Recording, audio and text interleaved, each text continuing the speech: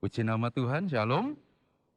Kita bersyukur bisa mengakhiri bulan Januari dengan anugerah Tuhan yang luar biasa dan kita akan tetap melanjutkan tema kita. Nanti sampai bulan depan kita masih berbicara tentang hal ini. Pagi ini kita akan berbicara mengenai kasih karunia dan iman. Bersama-sama mari kita menyimak firman Tuhan, juga Bapak Ibu Saudara dimanapun berada, yang mengikuti ibadah bersama dengan kami pada pagi hari ini. Mari kita ikuti ibadah dengan baik dan bersama kita membaca Alkitab kita pada pagi hari ini. Di Efesus pasal 2 ayat 8 dan ayat 9. Mari kita membaca bersama-sama, 2, 3. Sebab kasih karunia kamu diselamatkan oleh iman. Itu bukan hasil usahamu, tetapi pemberian Allah. Itu bukan hasil pekerjaanmu, jangan ada orang yang memegahkan diri. Amin. Nah, Bapak Ibu Saudara yang dikasihi Tuhan, sebagian orang Kristen telah salah mengerti ayat ini, kemudian mereka mengajarkan sesuatu yang menyimpang. Mereka menerima pengajaran yang keliru dan menerapkannya dalam kehidupan mereka setiap hari. Paling tidak ada dua pengertian yang salah yang bisa kita lihat pada pagi hari ini, dan pengertian salah tentang kasih karunia dengan iman yang pertama adalah kasih karunia itu sudah cukup membuat seseorang dapat diselamatkan walaupun tanpa iman, tanpa upaya, tanpa perjuangan manusia sama sekali. Ini sebuah konsep yang sedang diajarkan, yang beberapa orang menerima pengajaran ini bahwa anugerah Tuhan terlalu besar dibandingkan dengan semua kesalahan dan pelanggaran kita. Oleh sebab itu, apapun yang terjadi dalam kehidupan manusia, karena Tuhan itu penuh dengan kasih karunia, maka sejelek-jeleknya manusia, mereka akan diselamatkan. Terlepas dari kehidupan mereka, benar atau tidak. Terlepas dari kehidupan mereka, kemudian menuruti kebenaran firman Tuhan atau tidak. Karena orang-orang yang mengikuti konsep ini, mereka berkata begini, usaha atau perjuangan orang percaya dianggap sia-sia. Mengapa? Karena melawan kebenaran dan merusak prinsip hanya karena kasih karunia, hanya karena anugerah. Yang penting percaya Tuhan Yesus, pasti selamat. Tidak ada urusan dengan sikap hidup dan perbuatan.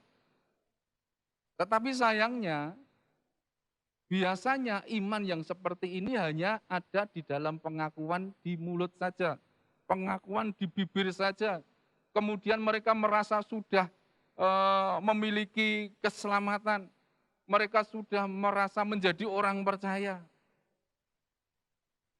Iman itu dipahami sebagai kegiatan pikiran, kegiatan imajinasi. Sekedar saya setuju dengan firman Tuhan, tetapi tidak bertindak. Jadi bagi mereka begini, perbuatan baik, bermoral, berakhlak baik, tidak diperlukan sama sekali. Sebab kita diselamatkan hanya karena anugerah. Cukup berkata aku percaya, tanpa usah bertindak. Karena tindakanku tidak pernah mengubah kasih karunia Tuhan di dalam menjamin keselamatan saya. Ini pemahaman yang keliru. Pemahaman keliru yang kedua, kita bisa lihat orang-orang yang menganut namanya konsep keselamatan melalui memenuhi syariat agamawi. Atau saya sebut dengan kata legalisme, legalitas. Mereka ini menganggap semakin banyak saya mengikuti syarat-syarat agama, maka saya akan semakin mempunyai peluang untuk dikenan oleh Tuhan. Mempunyai peluang untuk diterima oleh Allah. Masuk ke surganya. Legalisme ini berpusat bukan kepada Allah yang menuntun, tetapi berpusat pada manusia dengan berbagai upaya untuk mengikuti berbagai macam anjuran agamawi. Yang kalau mereka sudah merasa bisa melakukan, yang terjadi begini, aku lebih baik daripada kamu. Aku lebih rohani dibanding orang Kristen yang lain. Aku lebih suci dan menganggap orang lain tidak selevel dengan dia. Hal ini mengingatkan kita tentang perumpamaan Tuhan Yesus mengenai doa yang dinaikkan oleh orang Farisi dan doa yang dinaikkan oleh seorang pemungut cukai. Bapak Ibu Saudara pasti ingat perumpamaan itu. Si orang Farisi ini datang ke rumah Tuhan dengan membusungkan dada, dengan menengadah ke langit, dan dia berdoa, Tuhan aku bersyukur kepadamu, karena aku tidak sama dengan dia. Aku puasa seminggu 2 kali, aku membayar perpuluhan, aku melakukan semua tuntutan hukum Taurat, dan seterusnya. Dia berbangga diri dan menyebut dirinya lebih baik dari orang lain. Sementara si pemungut cukai itu, Alkitab kita berkata di dalam Lukas pasal 18, Anda bisa melihat nanti mulai ayat 11 dan seterusnya. Orang pemungut cukai ini, dia berdiri jauh-jauh, dia menundukkan kepala, dia memukul-mukul dadanya, dan berkata, aku orang berdosa Tuhan. Legalisme itu membuat orang cenderung menjadi sombong rohani. Merasa dia paling hebat, merasa dia paling benar, merasa gerejanya paling benar, sementara yang lain keliru. Ini yang namanya orang hanya mengejar tuntutan syariat. Hanya legalisme yang berpusat pada diri sendiri, bukan berpusat kepada Tuhan. Dan pasti ujungnya adalah kesombongan. Merasa diri lebih baik daripada orang lain. Kedua pandangan ini terjadi karena sama-sama kurang memahami, karena kurang menghayati makna Injil kasih karunia yang sebenarnya. Orang Kristen yang hidup sembarangan, orang Kristen yang hidup tidak menjaga kekudusan, pasti orang itu tidak mengerti sama sekali atau kurang terlalu memikirkan dengan serius tentang anugerah keselamatan yang diberikan dengan cuma-cuma gratis kepada orang percaya melalui Tuhan Yesus Kristus. Sebaliknya, orang Kristen yang legalistik hanya memenuhi syariat-syariat agama, yang menganggap dirinya bisa masuk surga karena kesalehannya, karena perbuatan tindakannya, yang dianggap baik. Itu adalah orang Kristen yang juga tidak sungguh-sungguh mengalami makna Injil kasih karunia yang sejati. Lalu apa yang benar? Apa yang diinginkan Tuhan di dalam kita mendapatkan anugerah kasih karunia keselamatan itu? Bapak Ibu Saudara yang dikasihi Tuhan Yesus, kita harus memahami bahwa Efesus pasal 2 ayat 8 dan 9 ditulis untuk membungkam dalam renungan Sabtu saya di Gembala Menyapa, untuk membungkam pikiran orang-orang pada zaman Rasul Paulus, baik itu orang non-Yahudi dan secara spesial kepada orang-orang Yahudi yang merasa bahwa perbuatan mereka sebagai orang Yahudi, mereka bisa memenuhi tuntutan hukum Taurat menurut pikiran mereka, dan mereka berkata, aku layak dibenarkan oleh Tuhan. Aku pantas untuk menerima keselamatan dari Tuhan. Perbuatan baik mereka adalah usaha dengan kekuatan sendiri untuk memenuhi tuntutan-tuntutan hukum Taurat. Sehingga ketika mereka ketika mereka merasa mampu memenuhi tuntutan itu, mereka kemudian bisa berbangga diri. Mereka kemudian bisa menjadi sombong atas kehidupan moral mereka, atas prestasi mereka yang merasa aku sudah lebih baik. Padahal Alkitab kita mengajarkan perbuatan baik manusia itu tidak ada artinya sama sekali tanpa pengorbanan Tuhan Yesus yang memikul semua dosa manusia di dunia. Bapak Ibu Saudara yang dikasihi Tuhan, keselamatan adalah kasih karunia. Artinya pemberian cuma-cuma. Dan Alkitab kita berkata, itu bukan hasil usahamu, bukan pekerjaan siapapun, hanya oleh kasih karunia Bapa melalui Tuhan Yesus Kristus. Namun demikian, Bapak Ibu Saudara, kasih karunia tidak boleh dipahami secara serampangan dengan menganggap kalau sudah mengaku Yesus sebagai Tuhan dan Juru Selamat, berarti secara otomatis sudah menerima keselamatan kekal.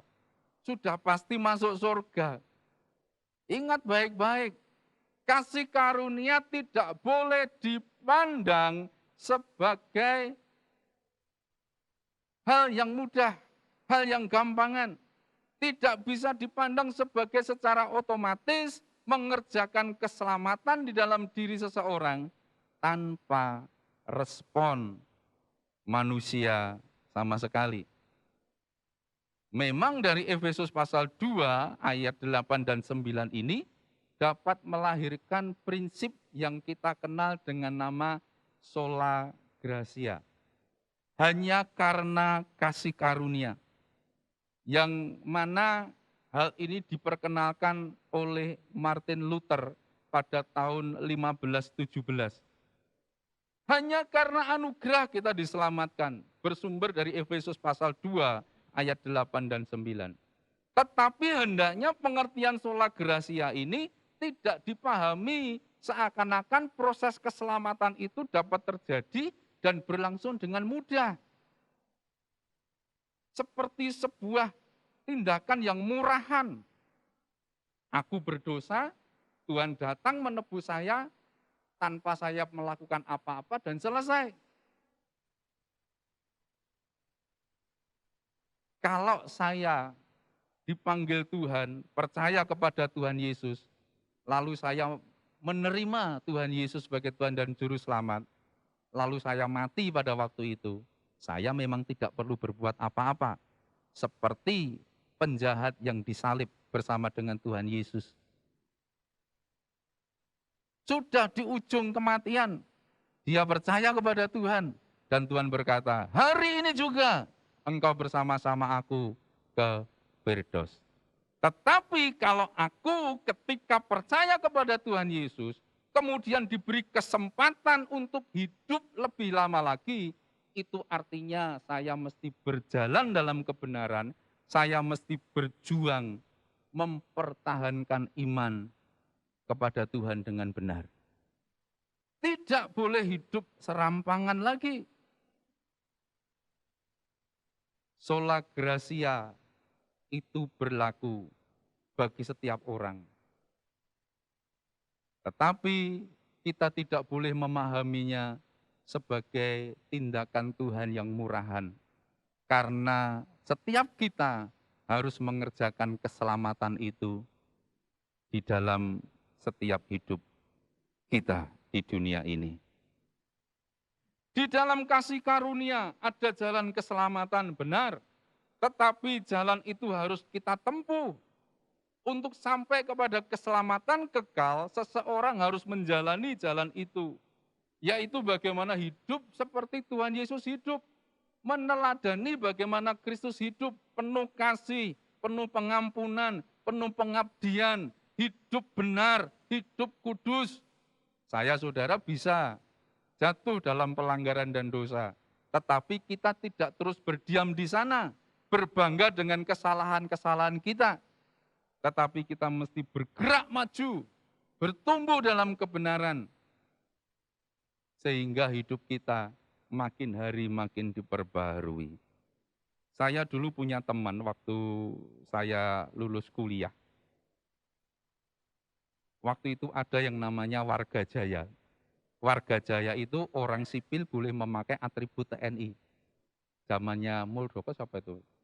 Saya lupa, Menteri Pertahanan, Menhankam waktu itu. Saya pun ditawari, bayar 200.000, dapat KTA-nya, dapat seragamnya. Saya enggak mau, badan saya kecil gini, pakai seragam ya lucu banget. Kayak apa nanti, gitu kan. Terlalu kurus, lebih kurus dari Yohanes. Kurus sekali. Saya enggak ikut Warga Jaya. Beberapa teman saya ikut. Dan mereka menggunakan atribut TNI pinjaman itu dengan serampangan. Dan mereka berbangga dengan itu. Kenapa? Mereka berkata begini, wah, kowe enak kok, kowe bodoh. Bahasanya lebih kasar.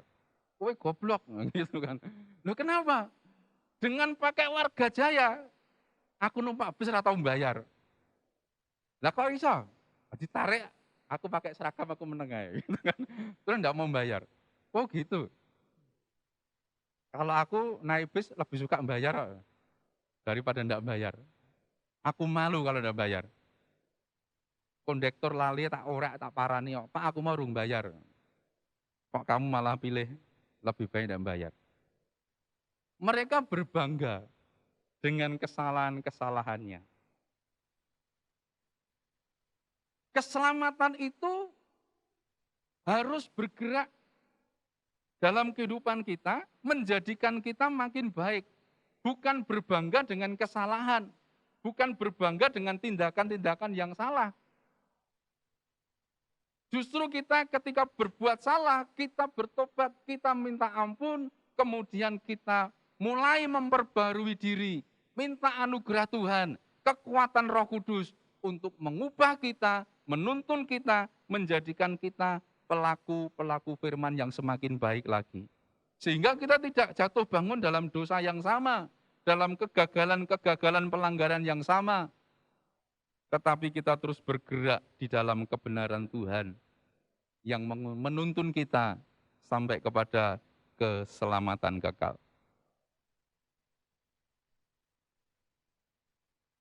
Kita mesti hidup seperti Yesus hidup, mengenal kebenaran, sehingga memiliki kehidupan yang sesuai dengan rencana Allah yang semula dalam kehidupan kita.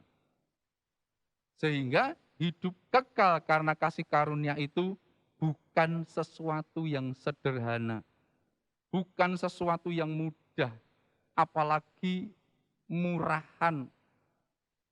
Anugerah ini harus disertai dengan iman yang benar dan senantiasa mengerjakan keselamatan itu dengan takut dan gentar. Satu ayat terakhir kita lihat bersama-sama, kita baca di dalam surat Rasul Paulus kepada jemaat Filipi, pasal 2, ayat 12a. Mari kita baca bersama, 2, 3. Hai saudara-saudaraku yang kekasih, kamu senantiasa taat, karena itu tetaplah kerjakan keselamatanmu dengan takut dan gentar. Keselamatan yang kita terima karena kasih karunia, itu harus dikelola, harus diolah. Hidup kekal itu harus diterima dengan iman yang benar dan tetap dikerjakan. Diperjuangkan sampai akhir kehidupan kita dengan sikap takut dan gentar terhadap Allah, bukan dengan hidup menurut kemauan diri sendiri. Memang kita tidak mempunyai hak untuk menghakimi satu dengan yang lainnya. Ketika kita melihat sebagian dari orang Kristen, kelakuannya kok masih sama seperti orang duniawi.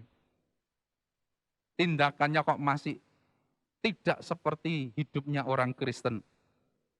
Kita tidak boleh menghakimi mereka.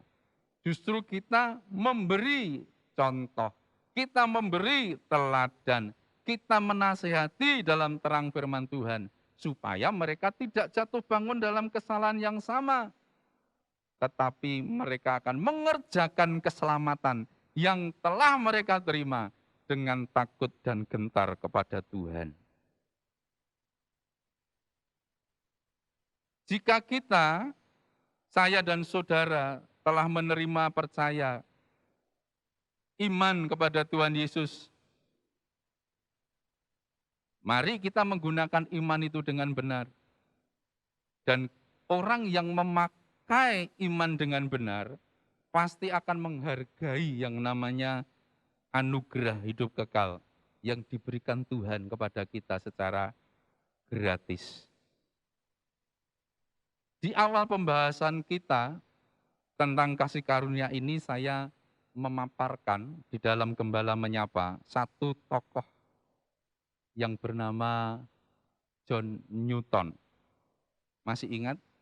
Pencipta lagu Amazing Grace. John Newton hidupnya amburadul, rusak. Dia bisnis jual beli budak, hidupnya tidak karu-karuan. Tetapi sekali waktu dia ditangkap Tuhan melalui peristiwa gelombang laut yang besar. Sampai kapal yang dinaikinya dengan semua penumpangnya ketakutan luar biasa. Berhari-hari ada di lautan yang bergelora. Kapalnya jebol, layarnya koyak. Dan dia mulai menyadari betapa hidupku penuh dosa dan pelanggaran. Kemudian di kapal yang rusak itu dia bertobat, dia mencari Tuhan, dia berdoa kepada Tuhan. Intinya dia berkata, Tuhan ampuni aku, selamatkan aku. Dan waktu kapal itu berlabuh di Liverpool, hari Minggunya dia masuk gereja dan menyatakan pertobatan. Beberapa tahun kemudian, dia menjadi seorang hamba Tuhan setelah menyelesaikan studinya. Meninggalkan bisnis kotornya, melayani Tuhan sepenuh waktu. Dan kisah pilunya di tengah laut itu, dia tuangkan dalam sebuah lagu yang sekarang sangat dikenal oleh gereja-gereja manapun. Sangat besar anugerahnya. Dulu aku buta, sekarang melihat. Dulu aku sesat, sekarang diterima. Dalam anugerahnya yang besar. Dan itu mengubah hidup John Newton. Dari orang yang sesat, dari orang yang buta iman, dari orang yang tidak mengenal kebenaran. Berubah menjadi pribadi yang mengasihi Tuhan, yang melayani Tuhan.